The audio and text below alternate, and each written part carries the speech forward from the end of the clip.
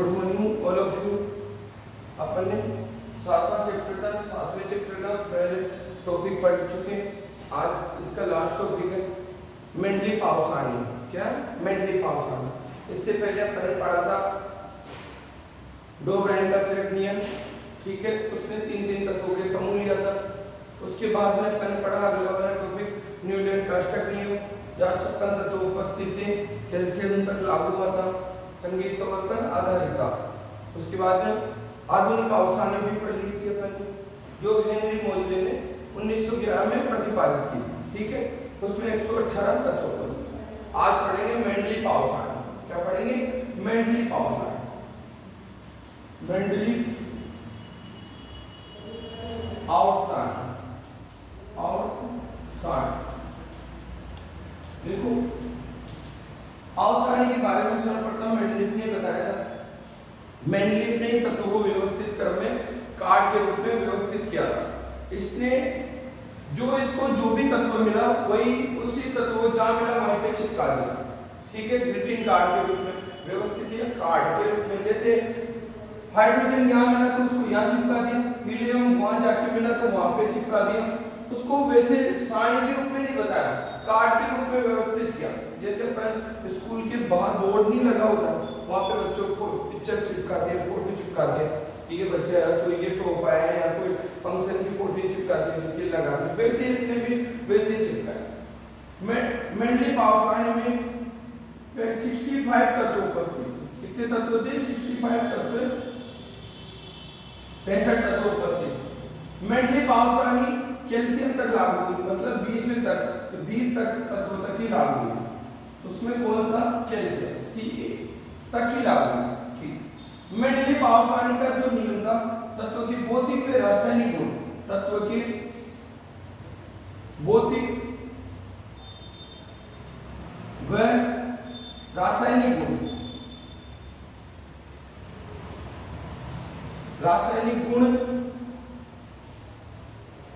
तत्व के भौतिक व रासायनिक गुण, उनके बढ़ते हुए भार के अवतिप्लन थे। बढ़ते हुए भार, परमाणु भार, बढ़ते हुए परमाणु भार के, परमाणु क्रमांक नहीं, परमाणु भार के अवतिप्लन थे, भार के अवतिप्लन थे। फलन थे, फलन, बढ़ते हुए परमाणु भार के अवतिप्लन थे। लेकिन में जो हेनरी मोजले ने वो क्या देखा? तत्व के भौतिक व रासायनिक गुण, उनके किसके गुण बढ़ते हुए परमाणु क्रमांक के अवतिप्लन थे। इसने क्या दिया? परमाणु भार के अवतिप्लन। ये मेंडली पावसानी का क्या है? नियम। मेंडली पावसानी का नियम क्या? तत्व के भौतिक व रासायनिक गुण, उनके बढ़ते हुए परमाणु भार के अवतिप्लन है। जैसे उदाहरण देख सकते हो आप, बढ़ता हुआ परमाणु भार।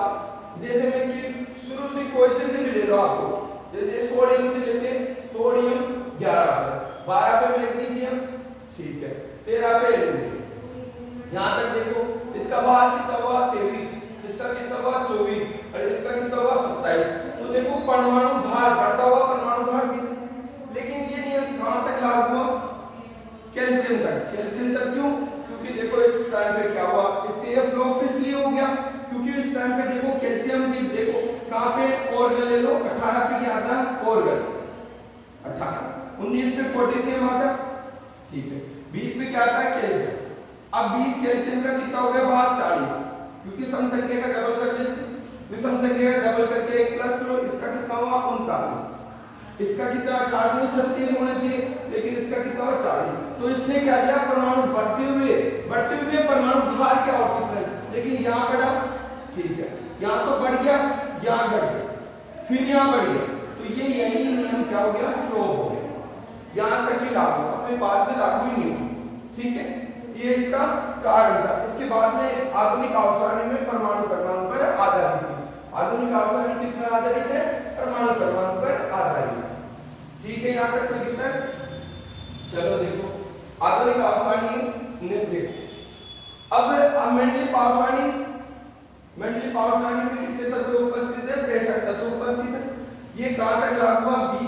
20वें तत्व है, मतलब कैल्शियम तक लागू हुई। तो मेंडलीव पावसानी का नियम है तत्व के भौतिक व रासायनिक गुण उनके बढ़ते हुए परमाणु भार के आवृत्ति फलन होते हैं। तो बेटा अब इसका जो क्वेश्चन है वो है आधुनिक मेंडलीव पावसानी की उपलब्धि क्या है? मेंडलीव पावसानी की उपलब्धि, इसी में क्वेश्चन है। देखो ये बहुत बार क्वेश्चन पूछा जा चुका। मेंडलीव पावसानी की उपलब्धि, मेंडलीव पावसानी की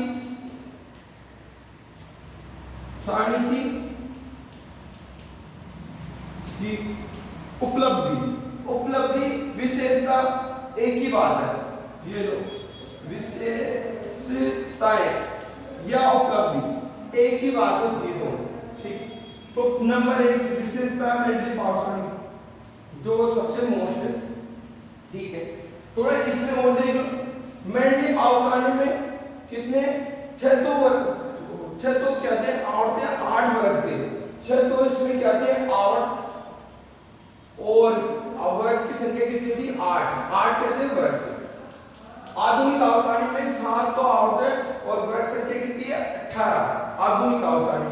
लेकिन मेंडलीव पावसानी में वर्ग की संख्या कितनी थी आवर्त ये 6 और वर्ग की संख्या 8 और आवर्त की संख्या कितनी है 6।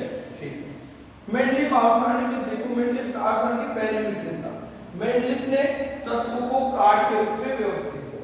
पहला क्या था? मेंडलीव ने तत्वों को कार्ड के रूप में, मेंडलीव ने तत्वों को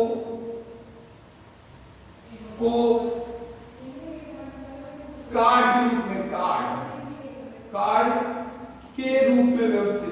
के रूप में व्यवस्थित किया, मतलब कार्ड के रूप में रखा या चिपकाया या व्यवस्थित किया।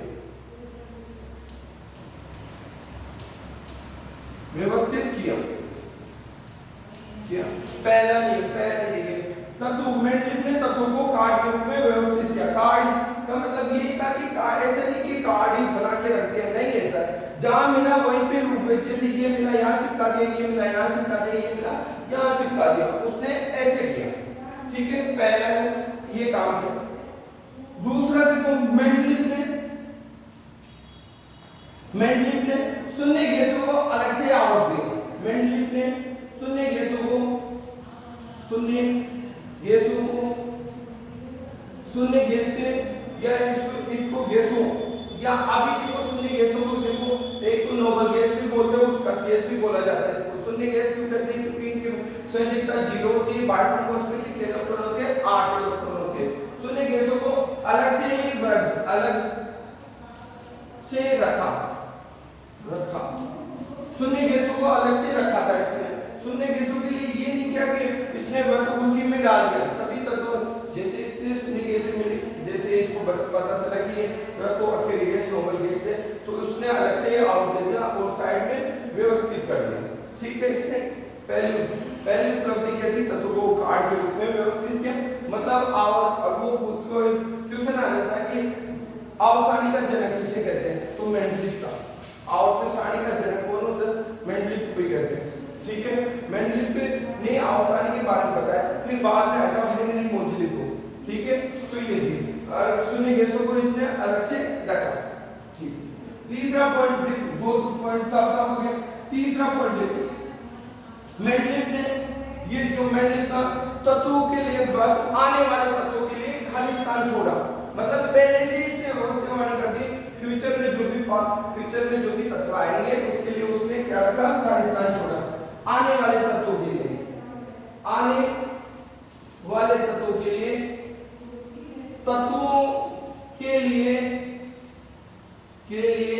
आवर्त सारणी में जगह रखी या खाली स्थान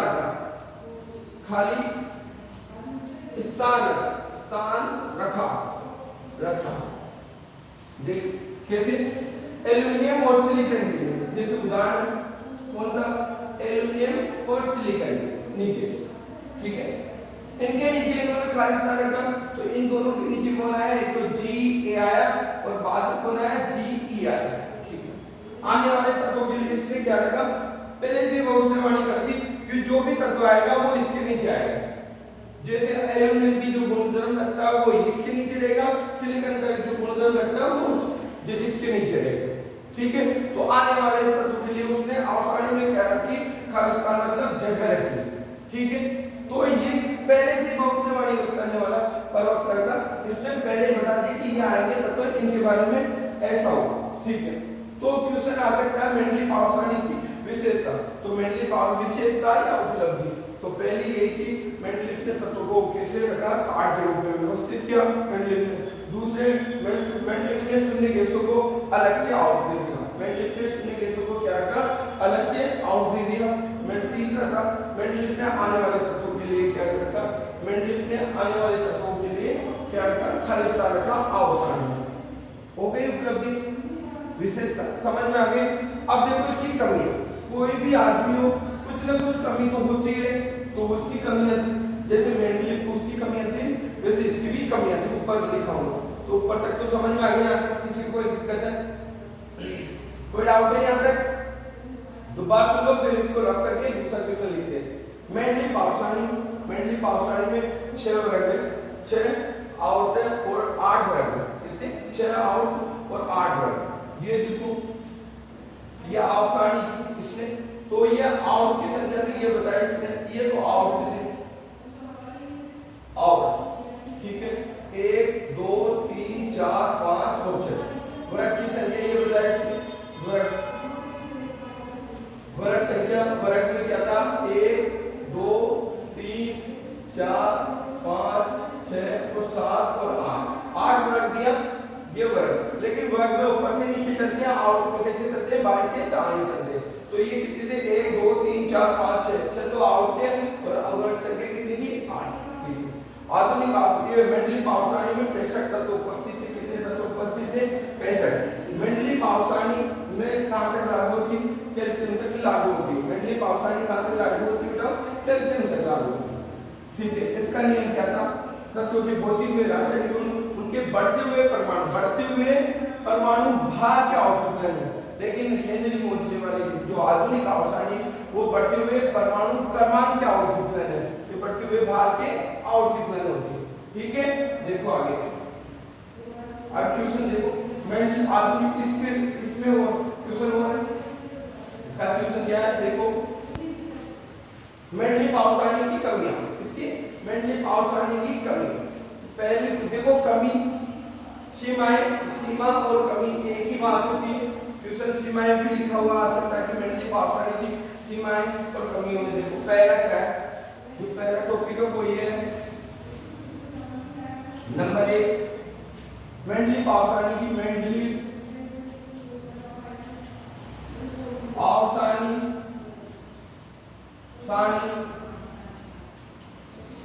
की कमी। पहली नंबर 1 कमी है इसकी, इसमें मेंडलीफ ने कि इसके बारे में समस्थानिकों के बारे में कुछ भी नहीं बताया। समस्थानिक क्या होते हैं वो देखो, आपने 9th क्लास में पढ़ा होगा। समस्थानिक होते हैं जिनके परमाणु क्रमांक तो समान होता है, लेकिन द्रव्यमान संख्या क्या होती है, अलग अलग होती है, उसे क्या कहते हैं, समस्थानिक कहते हैं। जिनके परमाणु क्रमांक क्या होते हैं, समान होते हैं, और द्रव्यमान संख्या क्या होती है, अलग अलग होती है, उसे क्या कहते हैं बेटा, समस्थानिक कहते हैं। ये समस्थानिक का उदाहरण है। ठीक है, तो उसने मेंडलीफ ने समस्थानिकों के बारे में बताया नहीं,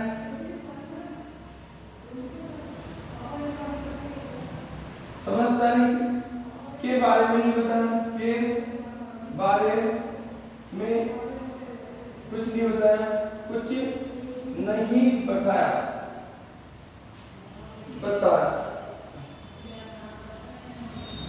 देखो समस्थानिक के बारे में क्यों नहीं बताया, उसने ये देखो इसके समान तत्व है, विभिन्न का भाग दोनों का क्यों अलग अलग क्यों होता है, इनके बारे में कोई एक्सप्लेन ही नहीं किया। हाइड्रोजन भी तो समान है, परमाणु क्रमांक समान है, फिर इनके भाग अलग अलग क्यों होते हैं, इनके बारे में मेंडलीफ ने कुछ भी नहीं बताया। ठीक है, इस कारण से ये नियम फ्लॉप हो गया। दूसरी देखो, दूसरा इसने हाइड्रोजन की स्थिति स्पष्ट नहीं की। मेंडलीफ ने हाइड्रोजन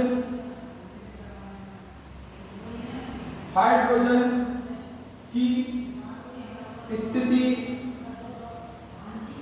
स्पष्ट नहीं की, हाइड्रोजन की स्थिति नहीं बताई।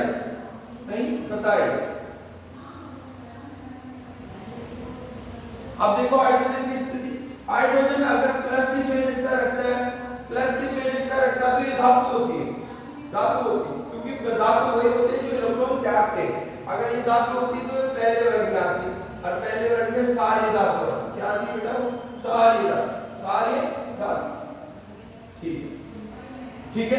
एस ब्लॉक का एस ब्लॉक भी आता, ठीक है। अगर इसकी माइनस की संयोजकता होती, माइनस की संयोजकता होती है, तो ये क्या करते हैं, इलेक्ट्रॉन क्या करेगा, ग्रहण करेगा, तो ये कैसे व्यवहार करेगा, गैस की तरह, किसकी तरह, गैसों की तरह। और ये 70वें वर्ग में आएगा, 70वें वर्ग में हाइड्रोजन परिवार होता है, 70वें वर्ग में आएगा। ये ज्ञान कौन से वर्ग का है, पहले वर्ग में, ठीक है। अब ये 70वें वर्ग में आने तो पी ब्लॉक में, किसमें आएगा, पी ब्लॉक। तो इसकी स्थिति इसने क्या लिखी, स्पष्ट नहीं करी, इसकी स्थिति भी इसने स्पष्ट नहीं करी, ठीक है। चलो थर्ड वाला पॉइंट देखो, थर्ड वाले पॉइंट में ये नियम कैल्शियम तक ही लागू हो, ये नियम, ये नियम कैल्शियम तक ही लागू हो, कैल्शियम तक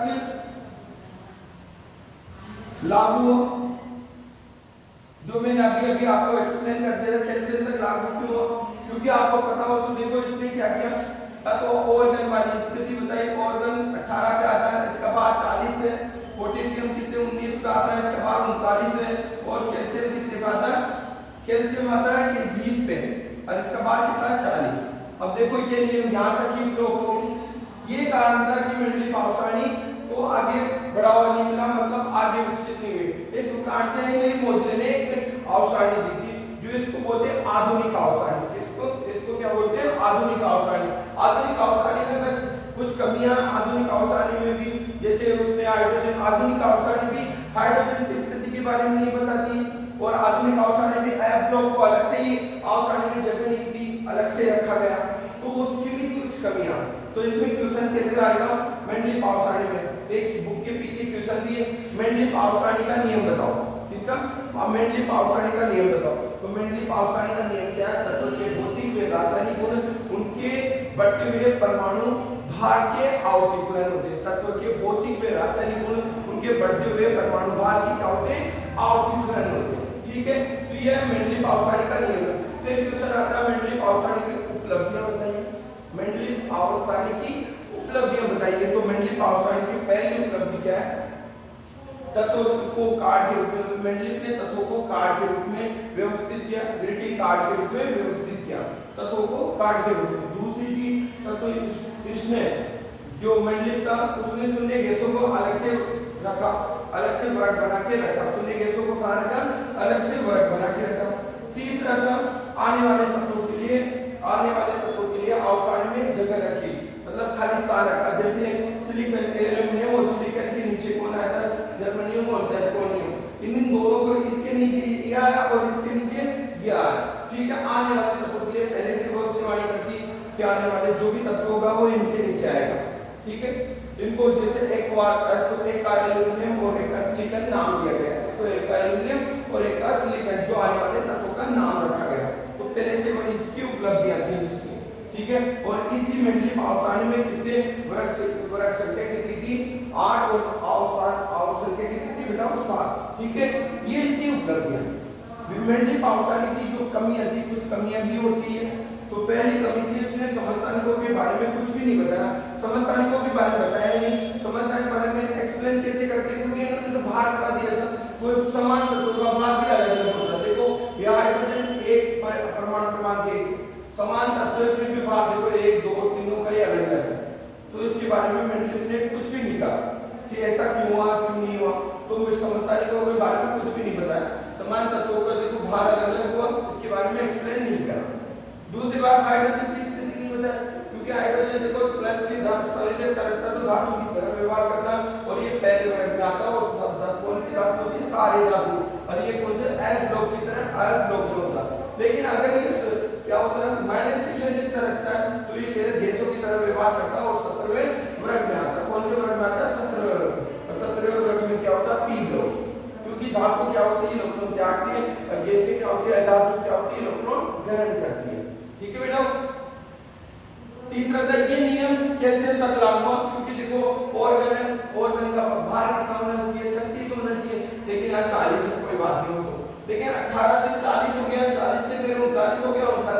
40 हो गए। ये मतलब बढ़ता ही गया, फिर कम भी होता जा रहा है, बढ़ता भी जा रहा है। तो ये नियम सही से तो लागू कहाँ तक होता है, सही अच्छी तरह से ये नियम लागू होता है किसी क्लोरीन तक, लेकिन क्लोरीन का भी 35.5 हो जाता है, ठीक है। तो ये बढ़ता हुआ बाहर ये कैल्शियम तक ही लागू होता है, ये नियम कहाँ तक लागू होता है, कैल्शियम तक लागू होता है। यहाँ तक कोई दिक्कत है? देखो इसको उतारो, फिर एक रोके पड़ते लास्ट आ गया, जल्दी उतारो इसको, उतार लिया तो देखो आ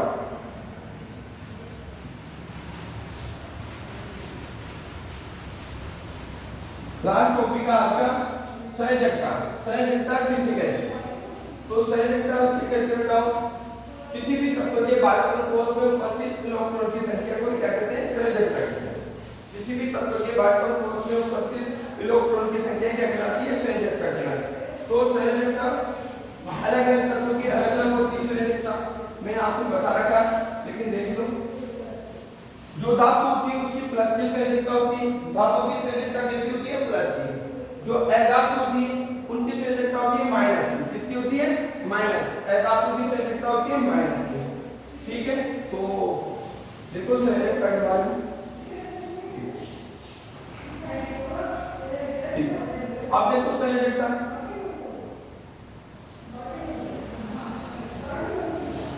संयोजकता का प्लस माइनस दोनों में चलती है, बैलेंस ही बोलते हैं इंग्लिश में इसको, बैलेंस।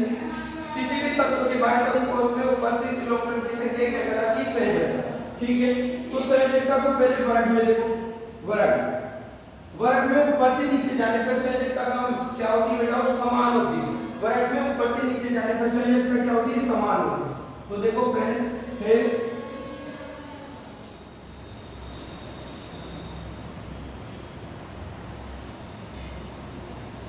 देखो plus T1 plus T1 plus T1 plus T1 plus T1 plus T1 plus T1।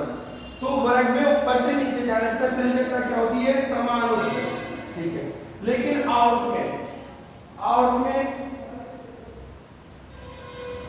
में बाएं से दाएं जाने पर संयोजकता पहले बढ़ती है, फिर क्या होती है, कम होती है। आउट में बाएं से दाएं जाने पर पहले संयोजकता क्या हो जाती है बेटा, क्या पहले बाएं से दाएं जाने से पहले तो बढ़ती है, फिर धीरे धीरे क्या हो जाती है, कम हो जाती है। तो देखो hydrogen lithium plus Q barium plus Q boron plus Q3 carbon plus Q4 nitrogen minus Q3 oxygen minus Q2 और फ्लोरीन माइनस K और नियोन क्या होती है बेटा, 0। तो संयोजकता यहाँ से यहाँ तक तो बढ़ती है, फिर यहाँ से यहाँ क्या हो जाती है बेटा, कम हो जाती है, ठीक है। यहाँ से यहाँ तक जाने पर क्या होती है, बढ़ती है, और इसके बाद में कम हो जाती है। संयोजकता क्या होती है, कम होती है, ठीक है। तो संयोजकता किसे कहते हैं, मैंने परिभाषा बता दी, किसी भी तत्व के बाह्यतम कोश में उपस्थित इलेक्ट्रॉन की संख्या को क्या कहते हैं, संयोजकता कहते हैं। किसी भी तत्व के बाह्यतम कोश में उपस्थित इलेक्ट्रॉन की संख्या क्या कहलाती है, संयोजकता कहलाती है। तो संयोजकता होती है वर्ग में ऊपर से नीचे जाने पर क्या होती है, समान होती है, ठीक है। और आउट में बाएं से दाएं जाने पर बढ़ती है, फिर धीरे धीरे क्या हो जाती है, कम हो जाती है, क्योंकि ये एन क्या होती है, शून्य गैस होती है, नोबल गैस होती है, उत्कर्ष गैस होती है। तो जो जिसकी भी माइनस की संयोजकता होती है वो क्या होती है बेटा, गैस या अधातु। इसको क्या बोलते हो, अधातु बोलो, अधातु या गैस। जो भी संयोजकता प्लस की होती है वो क्या होती है बेटा, धातु या ठोस बोल सकते हैं इसको, क्या बोल सकते हो, ठोस। सॉलिड धातु होगी तो सॉलिड ही होगी, ठीक है, ठीक है। अब इसी में दूसरा क्वेश्चन भी पढ़ सकते हैं अपन, ये धातु की प्रकृति बताओ। तो धातु का जो गुण है वर्ग में ऊपर से नीचे आते हैं, धातु के गुण बढ़ते हैं, और में बाएं से दाएं जाने के पहले बढ़ते हैं, फिर क्या हो जाते हैं, कम हो जाते हैं, क्योंकि अपन को बैलेंस से पता चल जाता है कि धातु के गुण कैसे बढ़ेंगे और कैसे घटेंगे, तो इस पे निर्भर करते हैं, ठीक है। आज के लिए इतना ही है, इसको डालो, समझ लिया होगा, फिर नेक्स्ट टॉपिक अगली वाली क्लास में पढ़ेंगे, ठीक है। तो देखो डालो इसको।